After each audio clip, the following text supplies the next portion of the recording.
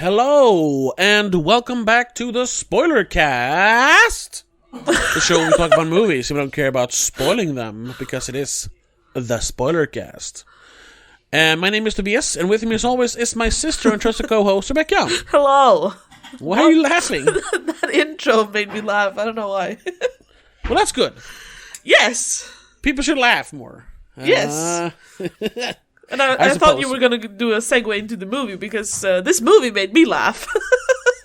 Oh, well, good segue, because today we're actually talking about a new movie. It is a 2023 release, right? At least here in Sweden. I think it's Swedish 2023. Technically, it premiered in December 2022. Well, Except for Japan. Sorry, Japan has it in June. Yeah, well, you know. Yeah. This is just weird. Yeah, because today we're talking about M3GAN. Or M3GAN. M3GAN. Yeah. Which I hate when they put numbers in names. Okay, does it bother you as much like they did in 7? Yeah. Where I think the V is actually a 7, which makes no sense. Yeah. So no, this is better, I guess. But it says 7 weird. Evan, and it says. Yeah. This is weird still, but it's not as bad. Yeah, but a 3 is an E. But yeah, backwards. just wrong way. I don't know. Either way. I don't know. That didn't bother me at all. I don't know. I just think it's stupid. But yes. All right, whatever. Great start. Here we go. Yes, M3GAN. It's a story about a robotic doll, you know, that has like super advanced AI that'll learn everything about your kids and can become your best friend. And you know, dolls with AI or dolls in general never go wrong, do they? No. In movies like this, or in movies in general, I suppose. It's your favorite kind of movie, you know? That robots. too, yeah, robots, AI running amok. Yeah. But hey, it is written by someone we do enjoy watching movies from, so it's a... No, like, James James Wan. It's James Wan. He came up with the story. Akela Cooper wrote it. Yeah, okay, fine. But I mean, she wrote Malignant, so that's good. Oh, that's right. Yeah. One of the greatest movies of all time. Yeah, I suppose. Oh, yeah. Well, you mentioned that you laughed a lot watching this movie, and that is the big, that's the big talking point when it came to this. Because I honestly I knew it was a James Wan movie. I knew it was a killer doll movie, or James Wan produced movie. Yeah. So I was like, yeah, I'll watch it probably, but I didn't watch any trailers. I didn't really keep tabs on it or anything. But now, you know, in the last couple of weeks preparing for this, I read some short reviews on Letterboxd, and a lot of people seem to think this is, you know, a campy, funny, you know, yes, like a campy horror movie, and I don't really get that point. No, see, I didn't laugh because it's campy. I laughed because I thought it sucked.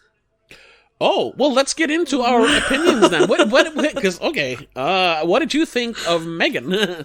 Yeah, no, I thought it sucked. I thought it looked, it was weirdly written. That part, yes, the writing was kind of comic-esque. Along with horror, obviously, because, you know, scary doll murdering people. Yeah, we get it. Of course, that's scary. But then it also felt cheap somehow. Everything but M3GAN felt cheap. Yeah. And M3GAN just felt weird. Well, this is probably not a big budget movie. No, $12,000 or something, someone said. $12,000? No, but you know what I mean, it was low. I watched one review, what's her name? The Astronaut channel. Spooky Astronauts? Yeah. No, the other one. No, the Jedi. Sorry, the Jedi. Oh, Amanda the Jedi? Amanda the Jedi, yeah. Okay. She said a low number. I can't remember what it was. So it wasn't a lot. It was definitely not a lot. Yeah. And you can tell to be fair. This is obviously this is like one of those like mid-budget horror movies that you release in January. Because it probably cost like around $30 million. They'll make twice that in box office, and they're done. That's perfect. That's exactly what it's for. I just want to say, just to go back to the premiere, it had a Los Angeles red carpet premiere in December. But the official release date is actually early January, even in America. I just wanted to. Oh, okay. So I guess this is technically a 2023 movie. Yeah, perfect. Anyway, whatever. We'll put it on the list. Yeah, exactly. I can put this on my 2023 list then. Yeah. No, but I thought it was terrible. Genuinely. You didn't like it, No, I didn't. I was barely entertained. Okay. What did you think? I thought it was fine as a cheapo, creepy doll movie. I think it worked. I would put this up against other James Wan movies, I don't know, it's better than The Nun, or better than the first Annabelle. I would say this is on par with Annabelle Creation in creativity and entertainment, because the second Annabelle is fun. At least it's dumb, but it's fun. I've blocked out all the Annabelle movies. I don't remember them at all. The Nun, I can still say it freaks me out, or it creeps me out. So it's more that movie. I don't know. Maybe we have to revisit them then, because that movie is a piece of shit. No. It is. Check out our Conjuring episodes from last or even the year before that. Yeah, reviewed the entire Conjuring universe. Yeah, no, but anyway. The Nun at least made me fear the dark a little bit. While M3GAN is just it's a creepy doll with some terrible effects and some amazing effects. I thought most of the effects were great. Yeah, except for a few details here and there. The worst one is when they rip the ear off a kid. Yeah, that looked a little silly. But that was... Hey, if anything's campy in this movie, it's when they rip the ear off the kid. Yeah, I guess. It's literally a rubber ear, That entire... That one scene, actually, or that entire scenario, that was the one thing that, brought emotions to me, and it was, honestly, anger. Because that kid is disgusting. Yes, that's why, That's why he's the first, actual victim, except for the dog. Yeah. I guess we're kind of small spoilers here and there. There's not much to spoil in this movie. No, it's a classic. If you've seen one AI movie or creepy doll movie, you've seen them all. I mean, it's it's the classic. Even if you count 10 out of 10 movies like Ex Machina down to 0 out of 10, which is I don't know, demonic toys. They pretty much follow the same. Formula. The supposed inanimate object forms a personality and starts questioning things and starts realizing that, hey, I'm stronger and I can do things and and one human finds out about it. Either it attaches itself to the doll, or it's trying to warn everyone, but no one else finds out, and then it starts killing people. Yeah. Until it's too late when everyone sees it. But then they all die. So yeah. But I thought this was perfectly serviceable, I just wouldn't call it very campy. I can kind of understand what people are saying, because it is silly here and there. Yes. Having M3GAN for some reason start dancing in the hallway before ripping off the paper cutter thing. That's the only scene I've seen before I watched the movie. I realized I haven't seen the trailer or anything, but I had seen that dancing. I'd seen her doing the dancing, because if you looked it up on IMDb, that starts auto playing that clip or that trailer. I'd seen that. Exactly. I was like, why is she? I honestly thought the dancing would be more a part of her character, but it was just that one scene really. Kind of would have made it better. I'm thinking. I'm not sure, but it might have. But again, I'm just gonna go back because, like I said, I thought it was fine. But I wanna dissect why I didn't like it. That a little bit. But I just want to go back to why I didn't really think this was camp, or at least not campy in the way I see camp. Because campy is when something is silly, Yeah, there needs to be a ridiculous aspect to it. Yeah, exactly. And while still taking it seriously. That's where I think the fine line is, that it can't take itself too seriously. No. But it also shouldn't like try to be campy. Campy is kind of like a good bad movie. You can't just make a good bad movie. It has to happen organically. I'm thinking has to happen Malignant. Like Malignant is campy. Yes. You can listen to our episode on that as well. Yes. I still think that is one of the biggest cinematic enigmas of our time. Oh yes. I literally can't tell if they meant to make a terrible movie, and that just makes it terrible, or if they meant to make a great movie, which turned out to be terrible, which makes it amazing. I don't know. The movie is so fucking all over the place. I can't tell, and that's what's so genius about it. It's a true work of art. It's Dadaist almost. Because I don't know what's going on in that movie. Anyway, back to M3GAN. I did not get that feeling from M3GAN. No. I saw it as a mostly serious movie with minor comedic details. See, that's the thing though, because M3GAN touches on so many like deep and important and heavy subjects. Yeah. You have the death of your family. You have trying to like find life in a new place, and an aunt trying to adapt to a life with a child. All that stuff is heavy family stuff. But then on top of that, we have codependence and addiction almost with the kid in M3GAN. Literally, like she's addicted to the doll at one point, to the point where she slaps her aunt in the face. She goes. She even doesn't goes get her to drugs, her M3GAN. She does the you're so perfect, you're so good. Just let me have it for 10 minutes, please. Yeah. I gotta have it, man. Come on. Yeah. It's literally a drug abuse, basically. That's withdrawal. Yeah. And obviously the AI stuff, and the scary technology. You have like the business aspects of having to jeopardize your family life for your career. There's so many like serious subjects here. Yes, too many almost. Yeah, well, it's the classic. You just plug in all the things to make like a story go along, and then you're done. Like this is formulaic writing, but not as a bad thing. They're not trying to reinvent the wheel here. We've talked about that before. No. Sometimes following the formula is the only way to go. Like trying to go like experimental with this would not have worked. Like it's just a silly creepy doll movie. Just don't make the creepy doll movie. Don't do anything else. So I don't have a problem with cut that. out some of the extra plots or what's it called? Happenings, I suppose. Or they could have rewritten them so they didn't have such a serious undertone that's completely different from the whole family aspect. Yeah, which one are you thinking of specifically? Her career was a very big thing. Well, they kept making it. I guess that's part of the family stuff. That's her character. But otherwise, she doesn't have a character. I suppose. The aunt, whatever her name is. Does she have Gemma? I think Gemma, right? The girl, the woman from Perfection, that weird Netflix movie. Have you seen that movie, Perfection, where she plays a celloist? I recognized her from Get Out. Oh, right. She's the creepy. She's Rose. Creepy girlfriend. Yeah. She's the girlfriend who separates the Fruit Loops from the milk, the colors from the whites.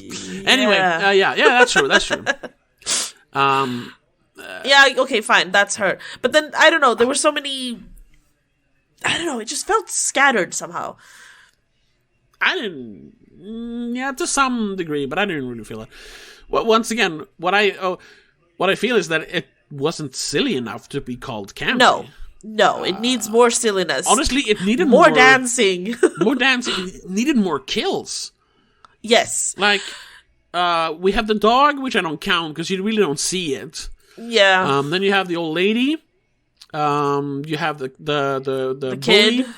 Yeah. Then you have the boss and the assistant. But that's it. That's it. Yeah. I mean, it's only an hour and a half, so you can't expect too much. But I mean, there could have been the therapist. There could have been the assistants or the friends, coworkers. Yeah. One of them. Yeah. She tried to kill them, so I guess you could count that maybe. Yeah, maybe. There could have been, I don't know, she could have had a scene with the publicist, and the publicist could have died. I don't know. Yeah. There are a few, like, casualties that could have happened along the way. Yeah, if you really wanted to make this campy, it should have had more of that. More of the fun, silly stuff. Honestly, like, I can't call a movie that made me, like, cry out of emotion, like, you know, real tears. I can't call that campy. Wait, when did you cry real tears of emotion in this movie? I was just surprised as you are, if not more. But the scene where Gemma is showing M3GAN for her boss and her boss's boss for the first time. Yeah, the investors. Yeah, and the point is just to show her play, to have M3GAN and Katie. What? Katie. Yeah. Oh, Katie, but spelled Cady for some reason. Katie. Yeah. Just to have them play around, just like they did the first time. But this time, you know, because they've been going back and forth and doing all this, the therapy stuff and everything, she breaks down because it's been 2 months and she hasn't really had time to, like... process the death? Yeah, since her parents died. The movie starts with her parents dying. She hasn't really had time to work that through. So she just starts sobbing, like, and you can almost tell, like, shit, the presentation's ruined. But then M3GAN is like, what's wrong, Katie? And she starts, like, spilling her guts. And the performance from the kid, whatever her name is good. Oh, yeah, Violet McGraw is great. Yeah, it got to me. And then, I'm kind of scared to say it because, you know, I do not trust AI. But M3GAN just hit all the the right points to make Katie feel good again. And I was just like, that's so sweet, that poor little child, and I just started crying. But but it's not a healthy way to handle it, and it just points out the very bad way Aunt Gemma has handled the entire situation. Yeah, but... Also, it's weird that she just starts singing at the end of that. A random song. Yeah, but it works because it's something that, like, connected with her parents. And showing her that, like, any time you feel you want to tell me something about your parents, I'll keep that memory for you. Sure. Because she talks like, I'm scared I'm going to forget my mom. And I just, it was so... The one thing that was like heartbreaking for a little child, an 8-year-old child to say I'm going to forget my mom. And she's like, but it's fine. I'll keep the memory for you. My floodgates opened. I'm sorry. That was great writing. Yeah. For me at least. Because in that moment... the writing was good. I was sold. I didn't see the creepy aspect of it or anything. Because at that point, the doll wasn't creepy. I knew the doll was going to go berserk, but at that moment, I was sold. The look on Gemma's face when that happened, because she does this is very subtle, if I might have imagined it, but in my eyes, she did a subtle acting there. Because she went from concern for Katie to sort of like glad that M3GAN could help her to wait, how does she do that? Yeah, I didn't quite see that, but I can definitely... Did we program her to do that? Yeah, there is definitely a little bit of that. She's like, oh, that's so great. Wait a minute. How? Yeah, sure. Yes, I agree. It's great writing, and it culminates in something good for both of them, for Katie and Gemma and their relationship, obviously, because that's when she's like, okay, I'm sorry, I've fucked this up completely and tremendously. Let me focus on you now. Yeah. The doll is whatever, I don't care. So yeah, it's great writing, but it's still... that throwing in the song is weird. All the times she sings is weird. I was completely sold, at least in that scene. But then, when she sang Titanium by Sia, that was like... Yeah, that was funny, because it's both like I'll always be here, because no one can like, destroy me. I'll always be here for you. But it's also like, you better watch out, because whatever you try, you can't get rid of me. It was very dual. It's literally... double-edged sword there, which I liked. It's a not so subtle foreshadowing for them trying to destroy her, because she's actually made of titanium. Yeah, that too. And that song is not a lullaby, in my eyes. Well, when you sing it like that, it's kind of a lullaby. A lullaby is just a melody. What words doesn't really matter. It's like talking to a dog. Your words doesn't matter, just inflection. Sure. Who's a stupid fucking mutt? Oh yeah, I'm gonna kill you. Yeah. I do that to my cat. Dog doesn't care. Yeah, exactly. Yeah. I have to ask though, because in that scene when she sings Titanium, yeah, is the background music coming from her, or is that something just for us? I think that's just in the. It's just for us, right? The audience. It's okay. Cool. Because I was like, it's non-diegetic music. Does she have speakers playing her background music or something? I mean, she obviously has speakers because she can play the memory. That's true. Katie gave so maybe her. She did. I don't think she did though. I hope not, because that was a weird detail if she did.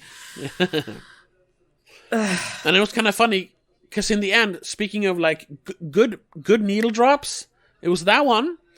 And then she played when she played the piano towards the end. Yeah, she played Toy Soldiers. Oh, right. Yeah, I was like, oh shit, I forgot which one it was. Yeah, it was Toy Soldiers. It was kind of funny. Because she is almost a toy soldier. Yeah, exactly. Well, she could be one at least if they made an army of her.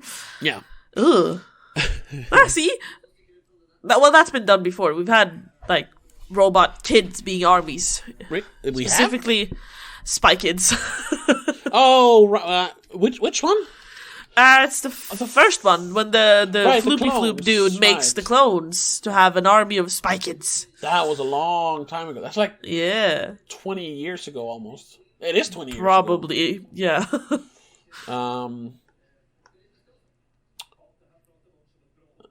What are you looking up? I was trying to look if I could find the budget for the movie, but I didn't find it. God damn it, I hate Box Office Mojo nowadays. It sucks. Anyway, whatever. So I thought though, because I saw the clip of her taking off the glasses when she gets home as well before I saw the movie, and like the look of that scene just made me think of The Orphan a little bit. Like she would come in and take over the family. This is my family now. Which she kind of does.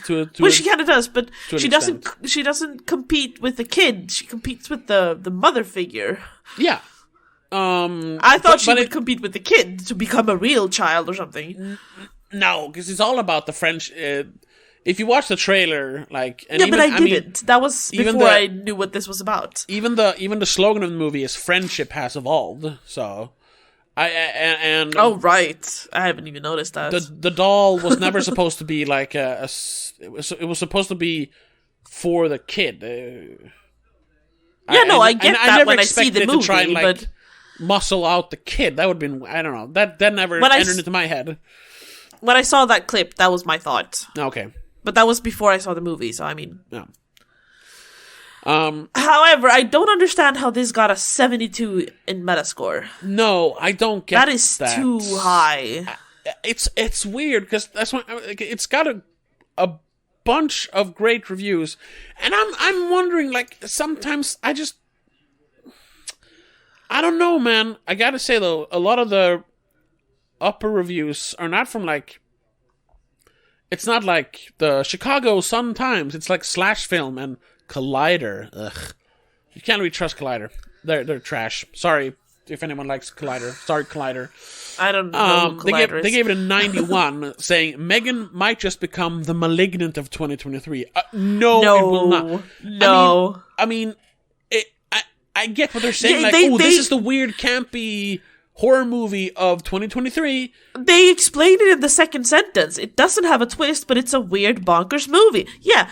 But weird and bonkers doesn't make a Malignant. No, Malignant is uniquely bonkers. So weird and bonkers doesn't even make a great movie. You do need to have perhaps a twist to add that element of greatness. Yeah. It's one thing they point out, and I didn't bring that up because, I wanted to bring that up, but we kind of lost track of it.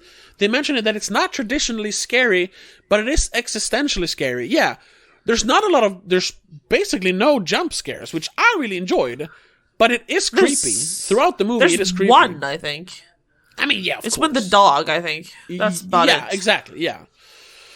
So I like that instead the horror comes from the implications, and the fact that the doll is fucking terrifying, especially towards the end. Yeah, but we've seen that before. As very to the point, like in what? A doll or robot or AI freaking out and trying to take control. That's been done. We've seen that, so it's not scary anymore. What But so you say a movie has to be original to be scary? That's not fair. No. But you have to do it maybe a little bit different. You can still have the same thing, I suppose. Maybe I'm just used to it because I don't see AI empowerment being scary. Yeah, I guess that too. Yeah. But I don't think there's like that many killer doll movies to make this like, oh yeah, I said, oh, we've seen this before, but it's not enough to make it like boring in that way. And I thought they did it differently enough to where the scares were effective. I thought it was creepy. Not like, oh my god, it wasn't like... I just thought her face was creepy. That's about it. Yeah, that too. Which is actually a latex mask over the body actress's face. Yeah, and they must have done like CGI eyes or something, because those look like doll eyes.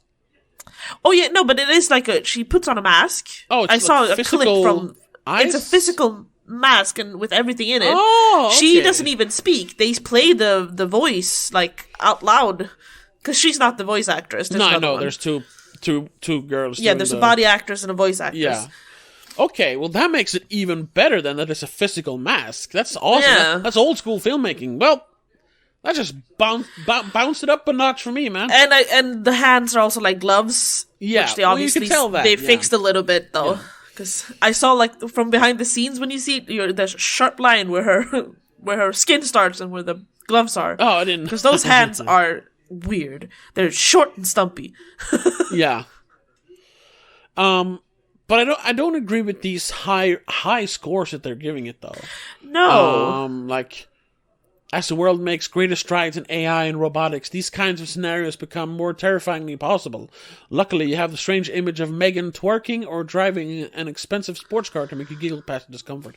First of all, M3GAN doesn't twerk. No, and we only dances. see her get in the car and then it drives off. We don't see her drive it properly. But it's once again the implication. That was sure. But I didn't could have really had see more that of as her silly. driving around, being I don't know, street racing or something. You know what would have been campy if she like pulled up to a red light and there were like kids in a car next to her and they're like, the doll is driving the car. She's like, yeah, or something. Exactly. Something like that. That would have been funny, campy. It's just her driving off. That's not campy enough for me. So that was like, they could afford to hire that sports car for 10 minutes and that's it. Yeah. So I'm wondering if some of these like really highly scored reviews, if it's kind of like and the same with the Letterboxd, because I saw a lot of like 3s, 3.5s, and I'm like, oh, I don't know about that. Could it be? Wait, I'm reading one. I'm sorry. Do I understand this correctly? IndieWire. Its creators are so clearly on the same insane wavelength, nimbly blending camp and social satire and actual terror, that M3GAN is poised to crack the murder doll pantheon and stay there forever. And then Oscars! Exclamation mark. I'm sorry, what? Oscars for what? You know what? Oscars for like, I guess costume and makeup in that. Sure. Nothing else. But barely even that though, because it's one thing. It's one person. Everyone else is just normal. Yeah. I'm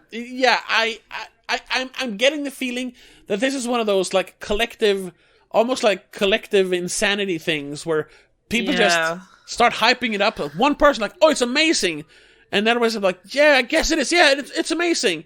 Sort of like, and we kind of started seeing the backlash. Now, Everything Everywhere All at Once was like unanimously hailed. Yeah. But then a few months later, like in November, people started like, "No, this movie sucks," and it got like some backlash. of course, now it's being like talked about like it's probably going to be like the dark horse at the Oscars, and I'm like, I hope well, yeah, because she, the main actress, she won an award for it, right? Michelle Yeoh, yeah. And I've seen people making videos about like won a Golden Globe as well, I think. Yeah, and I've seen people making videos about his character being like, everyone needs, what was his name? Waymond, right? Wang, yeah. Everyone needs a Waymond in their life, so they're like talking more about the characters than the actual movie. I think, as a good thing. I hope at least. Anyway, and the same thing. Yes, this is just a hype. Yeah, everyone the same way everyone overhyped Barbarian. Like, I think it's a case of that. I don't see M3GAN becoming like a cult classic or a classic, or it'll probably be talked about for a while, and then but like by the end of the year they'll have forgotten about this one. Mostly, yeah. I mean, everything's on the internet now, so we can never forget about it. But I don't think but you know what I mean. Like, it's not going to be something that people bring up in their yearly reviews or something. You know, towards the end of the year, oh, we remember this gemstone. No, fuck no, this is not going to be on the list. Yeah, I don't think so. This is just a hype and a fad, basically. I think so too. Yeah. And if people can go back on their reviews, I hope they change their numbers, because I don't see how this is an 80. There's only one person who gave it like... No, wait, I'm not seeing all of them. But on the list, like the short list, there was like one below green. Yeah, but here, if you look at all of them, there's 9 mixed reviews. But they're all in the 60s and 50s. The lowest one is a 50. Yeah, that doesn't... At its titanium core, M3GAN is a mostly on-the-mark commentary on our tech dependence. Yeah, exactly. It's not. Yeah. It's not breaking any new ground here. So while I enjoyed it, I cannot like call it, great or revolutionary or anything like that. It's fine in a good way. Like, I liked it. I might even watch it again. But this is no masterpiece. I don't understand how this has basically the same. And I wasn't a huge fan of that, but, this has basically the same Metascore as Dune. Which is just like... Oh, that's true. What the hell? I think Dune is like a 76. 74. There's a 2-point difference. I know the points are arbitrary, really, because they're not completely accurate. But, I mean, if you're going to measure it somehow, this is no Dune. No. I wasn't a big fan of that one, but... That was a much better movie than fucking M3GAN. Yeah, you have to see like all aspects. Even if you don't enjoy it, Dune is more well made and has better performances in general. It has way much more work put into it. Yeah. Like, you can't, it's not even apples and oranges. It's like fucking, I don't know, shrimp versus an apple or something. It's completely different. Yeah. Which, again, Scores doesn't really say that either, because obviously you can give a movie a good score because you enjoyed it. Yeah, sure. But yeah, I can barely see how people enjoyed it that much. No, yeah, it was kind of fun, and it had a bit of a creep, but that's about it. Yeah, I agree. It's I think, like I said, I think people are just like. It's hype. It's hype. Yeah, it's all hype. It's because, I don't know, I feel like it's the weird dance thing. Along with, like, at the same time we had the Wednesday TV show and her weird dance thing. Yeah. It's TikTok. Yes. You can recreate it on TikTok. It's cosplay ability. And that might make this, because there's been a few movies that we've talked about, and I haven't really mention it outright, but there's been like a few movies where I've said like I don't get it when people are like hyping it, and it's like and maybe I have mentioned something like it's like a Gen Z movie. Yes, where it gets great reviews because it has a dance in it, and like it has cool moments, like it's memeable. You can basically it's memeable. You can make those what are they called? Fan edit videos where they do the doon and the clips and everything. Like M3GAN is iconic, I suppose. She could be, yes. I don't know. This is making me. I sound like an old boomer now, but Well, you're almost a boomer, so it's fine. No, I'm not! Boomers are born in like the 60s. I was born in 89. I'm kidding. Jesus Christ. Oh, Well, we're definitely too old to get the memes from this one, or to be part of the memes in this one, because I see that there are memes and that there will be memes, but I also see that it will fucking die soon. Yeah. And that is another aspect we should discuss then. The kind of, because we've talked about that before. How of course we've talked about it ad nauseum, how the superhero genre has just, for a while it was the only thing that was around. There was no other movies basically. It's kind of it's getting watered down, I suppose. Yeah, it's getting better. We're actually getting other movies. Yeah. Not everyone is talking about Marvel all the time now. They actually talk about other movies. Sometimes they talk about good movies. I'm like, wow. But now I'm kind of seeing another trend happening, which is better than the superhero fad. But it's like movies that are, like this, like overhyped, but don't really have much substance, staying power. Like it's not. It's like oh my god, it's the greatest thing ever, and then it will not be a movie people talk about in 10 years time. It's the attention span thing. Yes, exactly. It's movies almost feels like they're like being made for this, for Gen Zers, which have a very short attention span. For the 30-second attention span. Well, like less. I don't know, or how long? Actually, TikToks? TikToks and like Insta Shorts have become longer. You can do up to a minute now. Oh, okay. So they're like reversing it. They're making them a little bit longer. I don't even know that generally they're like 15 to 30 seconds. Yeah, and like YouTube is like pushing really hard for shorts now, which are and they're also 20-second long videos. I mean, they can be a minute, but nobody makes a minute long short. Barely. Yeah. And I'm just like, so.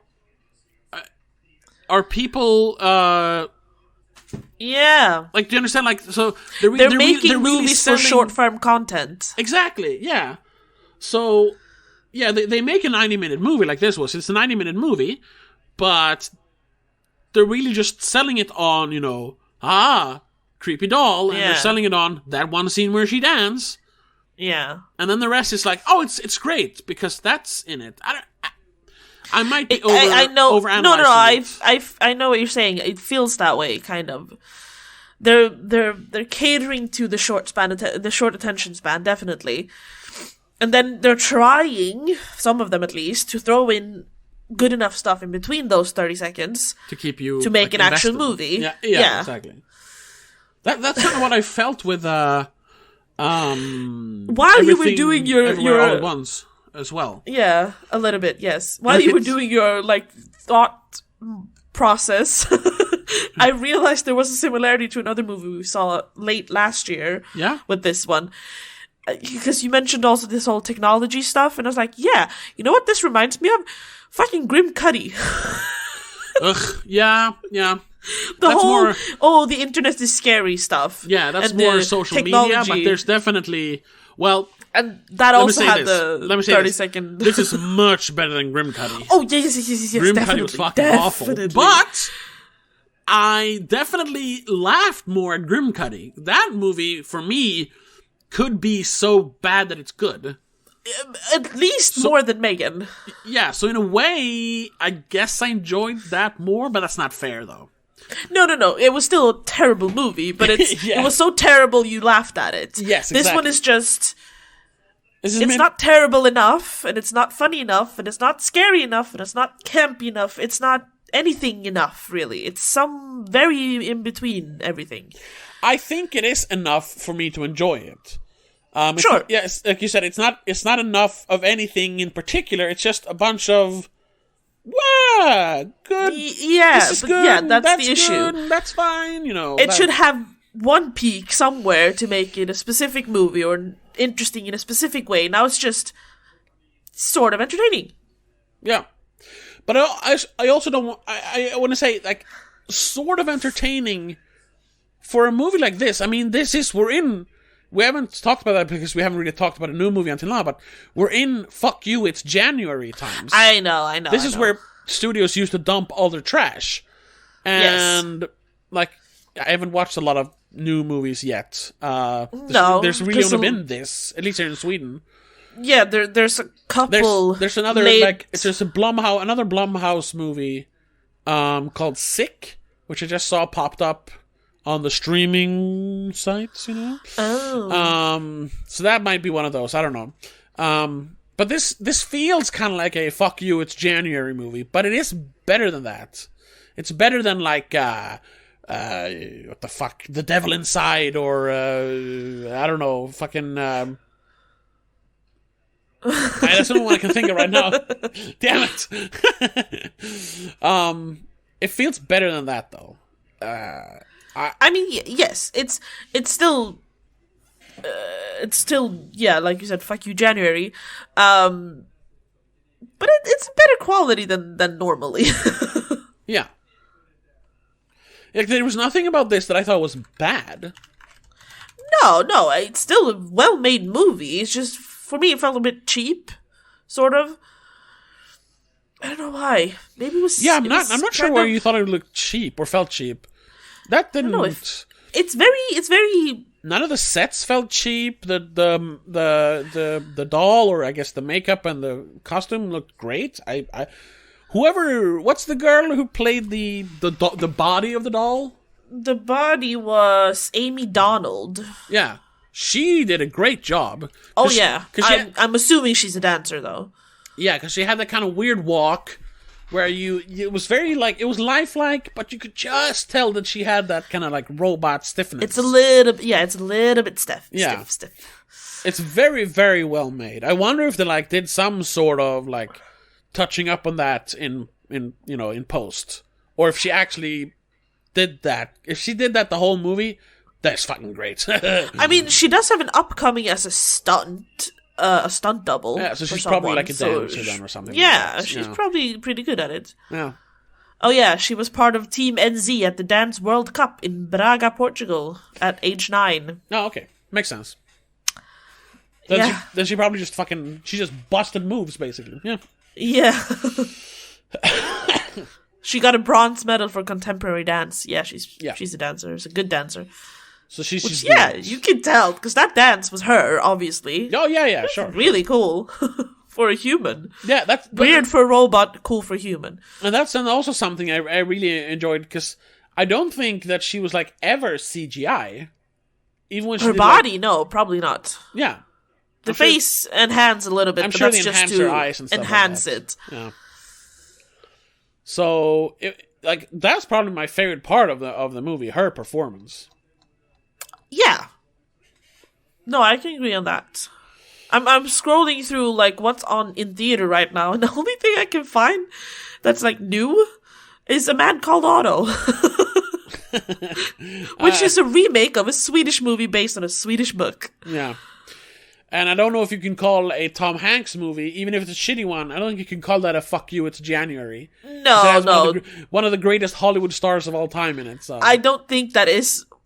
they just happened to release it in January. Yeah, exactly. Oh, that had nothing to do with it. There is one little story thread, I just remembered because I was looking at the cast list, that didn't really go anywhere, and that was like, what was the point of even having that in there then? Kurt, the assistant to David, the boss, there's the one scene where he's like stealing the voice thing. He's stealing the files, voice recording. Basically. Yeah, files and stuff about M3GAN, and you're just like, oh, he's a spy, because they early on show that a rival toy company is making like a cheaper version of their doll. Yes, of their fur pet, forever pet, future something. Future fur pet. It's a Furby. Yeah, that you can control with an iPad. Yeah, it farts and burps. Poop. It was kind of funny. Kinda, but also very poop weird. Like little pellets. That was funny. It looked kind of weird though. It looked freaky. Yeah. I mean, that's the point. So like they're. And then you see like, oh, they're doing a cheaper version of ours. Like we're gonna lose sales because of this. And the first thing, oh, that's just whatever to like push the story forward. Like you have to make a new toy now, and that's why she makes it or whatever. But then they have a scene where Kurt, the assistant, is stealing like files on Megan. It's like, oh, so maybe this is gonna go somewhere, and like. Yeah. They start mass producing Megans before the real Megan is actually fully functioning. See, we're gonna have that would have been Megans more interesting. Yeah, but that goes nowhere except for like one line of dialogue when she kills Kurt. She's like, you were stealing company secrets. You thought you could get away with it. You didn't even care about the money. So I'll keep that little secret for you. And then she kills him or something. It was like, that's it. It's a throwaway line that doesn't. I mean, it makes sense, but it doesn't really make sense because it shows we that never she's see him keeping do tabs anything on everyone. But what's the point of him?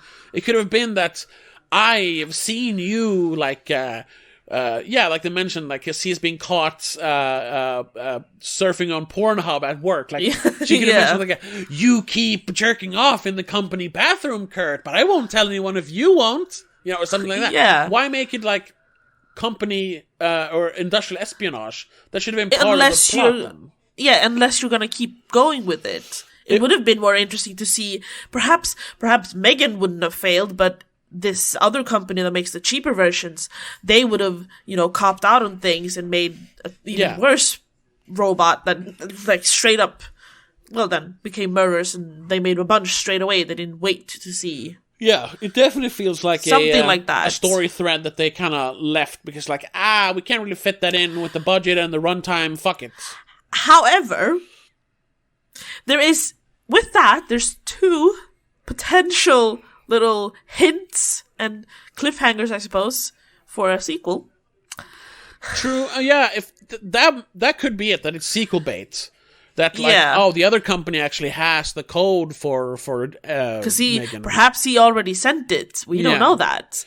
And then of course, we do have the ending with the little what was the house? It's like an Alexa, but what's it called? Alexa, Edith or Ellie or something? Yeah, she called it something. Margaret, something like an old lady's name. Yeah, something weird. Yeah, and that you have the whole. It reacts. It activates in the end, like and looks at them basically. Megan is still in there. She's in the ether. Yeah, because she of course she reprogrammed it so she could control the house. So yeah, those might just be sequel baits. But at the same time, I don't want them to make a sequel. No, it would have better to just made that the first movie then. Yeah, you know what? Have Megan be the hero or something. James Wan should keep doing this. Keep pumping out shit like this, because as long as it's good, as long as it's like above the 5 as long as out it's of 10 not bad. Yeah, it's like he did Malignant in 2021. He did this in 2023. Technically, I guess 2022, whatever. Like, instead of making Megan 2 because it was such a hit, make another one next year. Just pump out this. Not quite garbage stuff. This is what I want.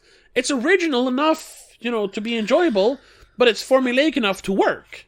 And that's what I've always said. Like, instead of making endless sequels and keep watering down the original, which is, if it was a fun movie, just make something else. Make something else. It doesn't have to be super original. Just don't make it a sequel.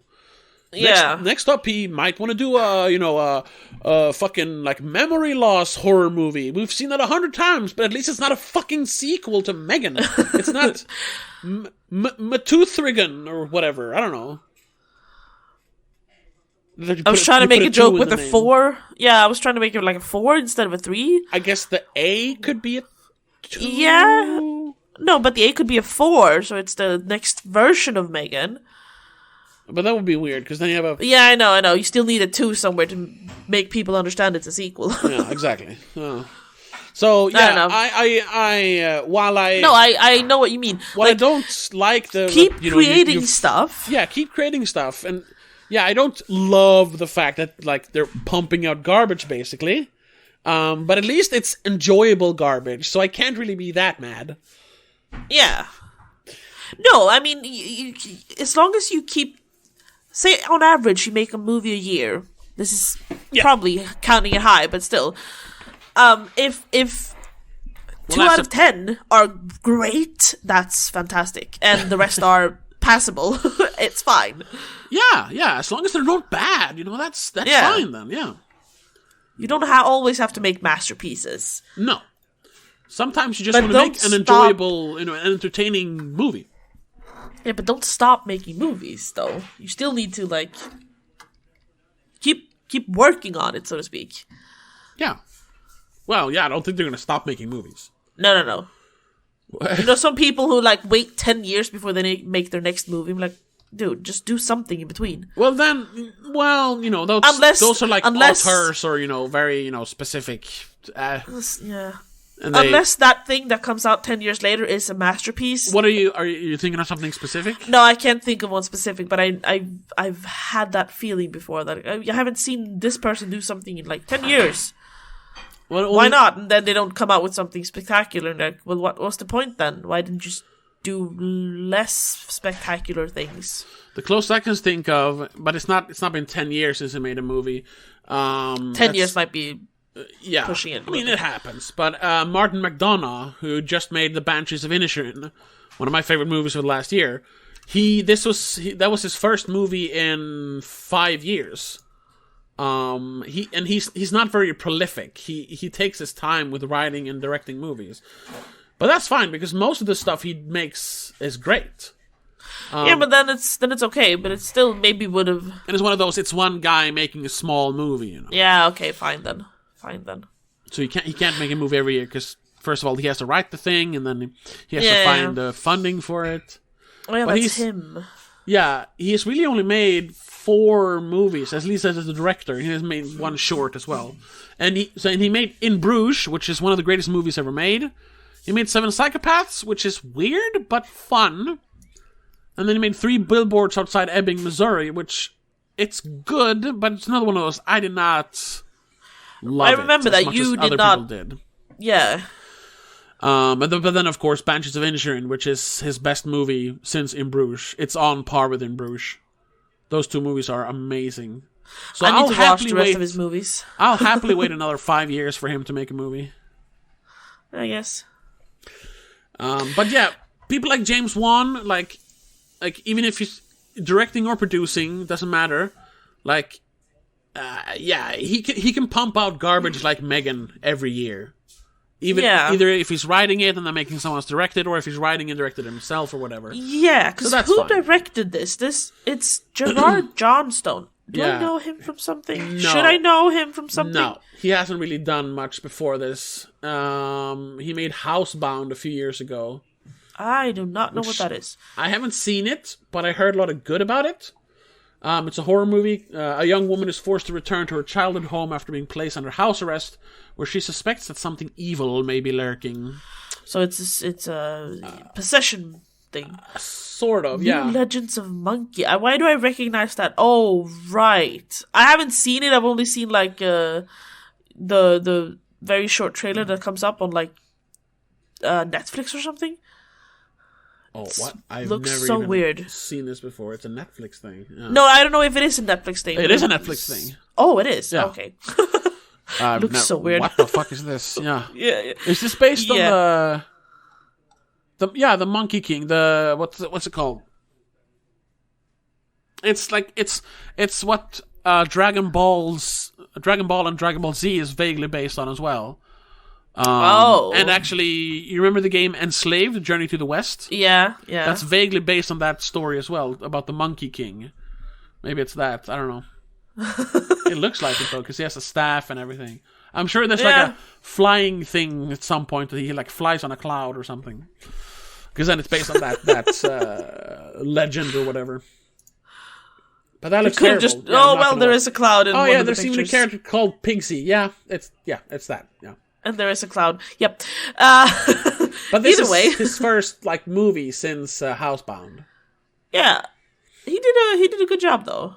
I'll give him that. Yeah, it was like everything else. It was well directed. It was fine. It was good. Yeah. Oh shit! I just saw. We talked about TikTok and stuff. I saw an article on M3GAN's IMDb page, and Den of Geek article from today. How horror movies dominate in the age of TikTok and social media.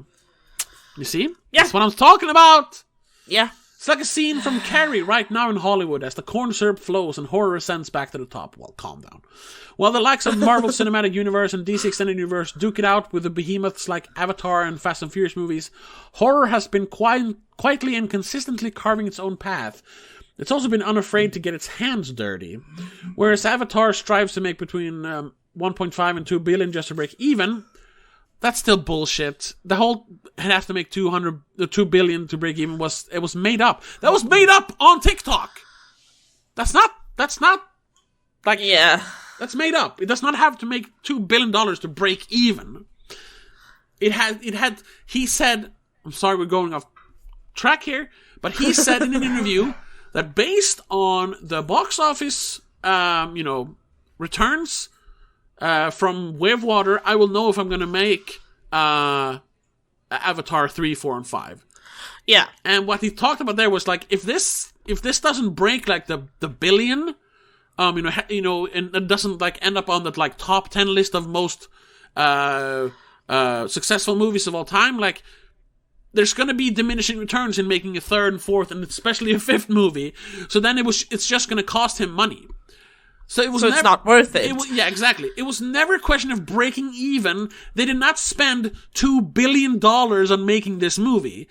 They spent a lot of money, but not $2 billion. So, and also, I think it's already like topped a lot of box office. Yes, I think it's the 8th or the 6th most financially successful movie of all time. Yeah, it just so passed, it's fine. It just passed Spider-Man: No Way Home, so that's and it's fine. You know, it hasn't made $2 billion yet, but they've already said that they're going to make at least the next one. Yeah. So that whole thing about it has to make $2 billion to break even, that's bullshit. It was completely made up. Completely made up by morons on TikTok and YouTube. Yes. Sorry, I just had to, because we didn't talk, because it hadn't really been a thing when we saw Avatar, so we couldn't talk about it then. No, because we saw it the dead of night. Exactly. The midnight premiere. Anyway, back to I won't read the whole thing, but I'll just finish this. No. Horror. Our bloodlust proves that horror doesn't need all the bells and whistles to strike gold at the box office. That doesn't mean your favorite ghosts and ghoulies don't have a few tricks up their sleeves, with horror finding its way to put bums in seats without having James Cameron attached. But that's nothing. I gotta say though, that's nothing new. That's the whole idea behind "Fuck You, It's January." Yeah, you take 20 to 30 million, sometimes 40 million. You buy a shitty script, a shitty but effective script. You attach a mildly a talented director. You make a horror movie that you can sell with the scary face or creepy doll in the trailer. Yeah, and you don't even have to have a lot of people watch it to break even. And you make your money back and then some, and then it's done. And I mean, that's not something new. It's what they've been doing with horror since like the 80s. I mean, they've been doing it with movies in general, right? Movies in general, but especially horror. Horror, yeah. Because it's easy to sell. You just have to sell it as, yes. Ooh, scary face. And, yes. The rest of the movie doesn't have to be good. You just need that, that one thing you can show in the trailer. You need the popcorn scares, basically. Yeah. So, yeah, that's like I said, it's nothing new. No. We are seeing a resurgence of that, because it was kind of, it kind of went away for a while, because people started like seeing through the bullshit in like the 2010s. Yeah. And now it's kind of coming back, but we're getting some actually like good There's stuff. more quality to it. Yeah, there's more quality to it. It's not, It's not high quality, but it's more better. quality. Yeah, it's not Paranormal Activity 7. It's Scream 6 or Scream 5, which was good. It's M3GAN, which was good. It's Smile, which was fine, Yeah. And did you notice that only one of those 3 movies I just mentioned was a sequel? They're actually making new, quote-unquote, new movies. Yeah. So that's why we're seeing a resurgence. Not only, that started with the whole elevated horror also from like The Witch and all the A24 movies. And then, the regular trash horror just kind of got a free pass. Like, so we're going to watch the bad ones as well. That's part of it as well. If one unique movie can have a moment, then everyone else is gonna go, well, we'll try and do something like that as well. Yeah. Horror specifically, movies in general, but horror specifically has always had waves. Oh, yes. You had a wave of great horror in the 70s, but also a bunch of trash, of course. And then you had, of course, and that continued into early 80s, with the good ones, Halloween, Nightmare on Elm Street, the first. It's not great, but it was something new at least. The first Friday the 13th, but then it slowly diminished in the 80s, and it was dead in the early 90s. Then it came back, mid 90s. It was resurrected, revived. Yeah, resurrected with Scream. And then you had all the Screen rip-offs, which we did an episode on, where we talked about Valentine and I Know What You Did Last Summer. You had a bunch of those movies, and people went in droves to watch them, but then it kind of died out. You had Urban Legends, nobody really watched them. They started making too many sequels, was the issue there, I think. Yeah, and then, people stopped caring about horror movies. But then the late 2000s, you had, of course, Paranormal Activity, which was a huge success, and not created, but really popularized the found footage genre. Yes, and that went on for not 10 years, but almost 10 years. But of course, towards the end of all those, you had the Saw. In that, you also had the Saw movies and everything. All those the new franchises that popped up around that. Yeah, and it opened up for the demon phase, which there's a lot of demons movies coming after that. That all came from that as well. The exorcism movies, But then you just had trash in 2016 and forward, basically. For me, it kind of died with the Blair Witch reboot or whatever you want to call it. Yeah. Which was 2016.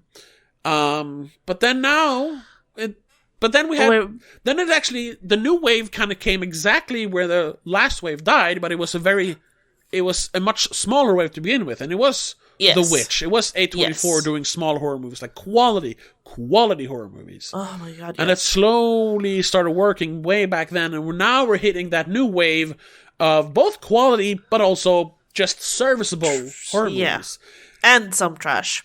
Of course, there's always going to be trash. Always going to be trash. So give it a few years, and we'll hit another peak, and it's all just going to come crashing down. Nobody's going to care about horror again for a few years, and then it's going to come back again. Unless what A24 did and having the small wave, perhaps that will be an in-between nowadays. We'll have a small wave in between. The big waves. The big hopefully. peaks. Hopefully, because, I'd say since this is the best time for horror movies since the 70s. This is way better than the 80s, way better than the 90s, way better than the 2000s. The 2020s and the late 2010s were great for horror movies. Yeah. Yeah. So I'm hoping the next wave is also like that. Yeah, a slow wave that works more on building slowly instead of just crashing, Exactly. Sure. Anyway, just let's wrap. Finishing thoughts on M3GAN. Yeah. I'm still not convinced. I don't think it's a meh movie for me. It wasn't that fantastic. It had one scene, like I said, that made me visibly angry. Which one? Right. Yeah. It's the Brandon scene. The bully. Yeah. But without spoiling too much, I guess we can kind of spoil that one because it doesn't have any impact on anything. Yeah. He's just I just got like rapey vibes from him. Okay. I don't know. Why did he take off the shoe? Why did he straddle her? Why did he like slap her? Like, because he wanted to hurt her. Yeah, but And I did not. The next step is he's a child. He doesn't even know. He looked way older than everyone else, though. Yeah, but he was not like... He could have been a teenager, almost. He's not like in a... He hasn't entered puberty yet. It doesn't feel like something a kid would do. You won't take off the shoe and slap a girl. What? It felt weird. That's what kids do before they get sexual. They're violent. Yeah, but it felt oddly specific. I don't know. I did not get those vibes. I got it, and I didn't like it, and then a beat later, you have the robbery. It was just, wait, what the fuck?